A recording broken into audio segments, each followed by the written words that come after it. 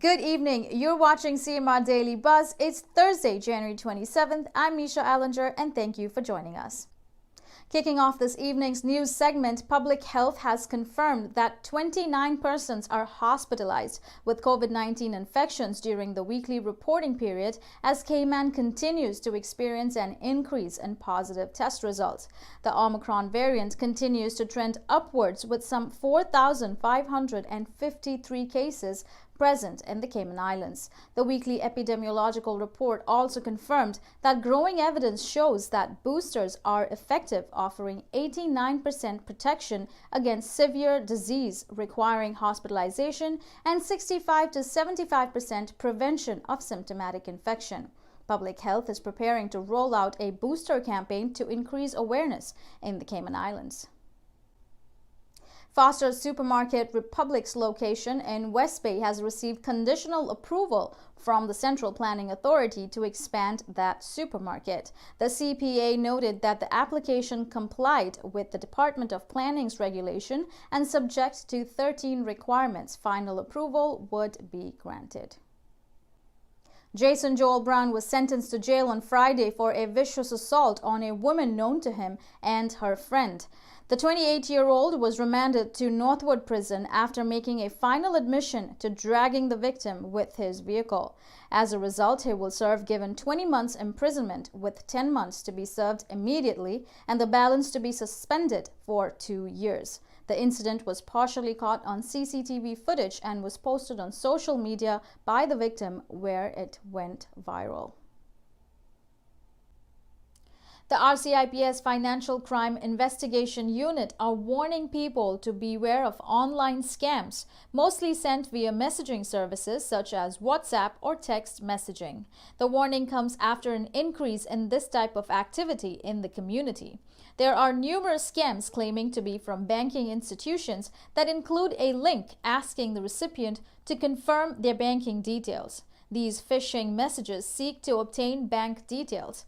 Other scams include fake lottery winnings, cryptocurrency investments, and messages from tech giants like Samsung. In other police news, former prison officer Rodolphe Rambaran will be sentenced on March 7, 2022 for importing drugs into the prison after entering a guilty plea in court. He was arrested in June 2021 and was formally charged in September with 1 count of smuggling and 2 counts of possession of ganja with intent to supply. 39-year-old Rambaran previously served in the military in Jamaica. Also, former prison officer Arnold Cabrera Diaz, age 40, of Bodden Town, has formerly been charged with 2 counts of smuggling, 2 counts of possession of ganja with intent to supply, 1 count of breach of trust by a public officer, and 1 count of giving a false address. He was arrested in July 2021 after ganja was found in his shoes. CMR understands that at the time he was newly hired and still on probation. He is due to make his second appearance in court on February 22nd and has been granted bail.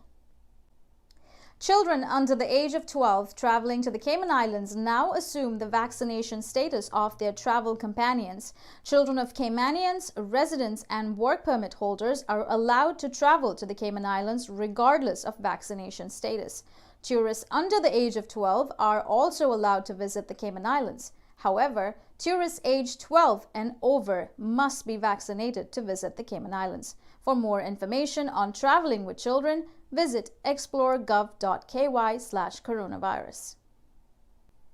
Digital vaccine certificates can be a tool to help reduce the spread of COVID-19 while allowing everyday activities such as travel to resume safely. The Cayman Islands enables securely verified vaccinated travelers to easily upload their digital vaccine records on the Cayman Travel Portal to obtain their travel certificate. For more information, visit explore.gov.ky/coronavirus. Dispose of your lateral flow tests correctly. Once used, safely dispose of your LFT by placing the test strip, extraction tube, Q-tip, and plastic packaging items into the biohazard bag provided. Then place the bag into the garbage as indicated in the instructions supplied with the kits. You can recycle the cardboard LFT packaging box. To learn more about recycling, visit the DEH Facebook page or email dehcustomerservice@gov.ky. Over to Renee Stamp for updates on regional news. And now for news across the region, I am Renee Stamp. Haiti has been ranked the most corrupt country in the Caribbean in the recent Corruption Perceptions Index published by Transparency.org. The other countries completing the top 5 corrupt countries in the Caribbean are the Dominican Republic, Guyana, Trinidad and Tobago, and Jamaica. Haiti ranked 164 out of 180 countries with a score of 20 out of 100. The Dominican Republic ranked 128 with a score of 30. Guyana ranked 87 with a score of 39.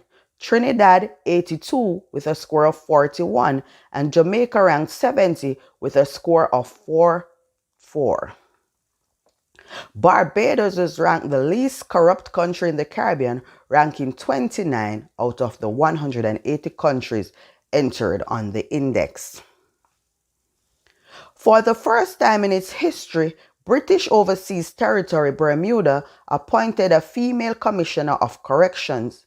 Kiva Joelle Benjamin, a 30-year veteran of Bermuda's Preserve Service, took office on January 17th. She had held the position in an acting capacity since 2018. Cuban health officials will apply for the World Health Organization's approval for one of the country's COVID-19 vaccines. The country secured funding to produce 200 million vaccine doses for low-income countries recently. Representatives of the Cuban government said Tuesday that the Caribbean island obtained funding from the Central American Bank for Economic Integration to produce the vaccines. In international news today, Xiomara Castro has been sworn in as Honduras's first female president on Thursday afternoon at a national stadium in the capital. Castro, the 62-year-old leader of the left-wing Liberal Party, won the 28th 2021 elections by a healthy margin. In her inauguration speech, Castro promised to tackle the corruption and inequality that she said ran rampant under the previous administration. President Joe Biden formally announced the retirement of Supreme Court Justice Stephen Breyer on Thursday, thanking him for his remarkable service and reaffirming his commitment to nominating the first Black woman to the court by the end of February. In a tragic incident, 17-year-old Chinese teenager was found dead early Monday on a beach after the story of him being sold as an infant by his birth parents and recently reunited with them went viral. His birth father refused to allow him into his home as he feared his current wife would divorce him. Liu's adopted parents passed away in a fireworks accident when he was 4 years old. That's all for today's news. This is Misha Allinger. Thank you for watching and stay safe.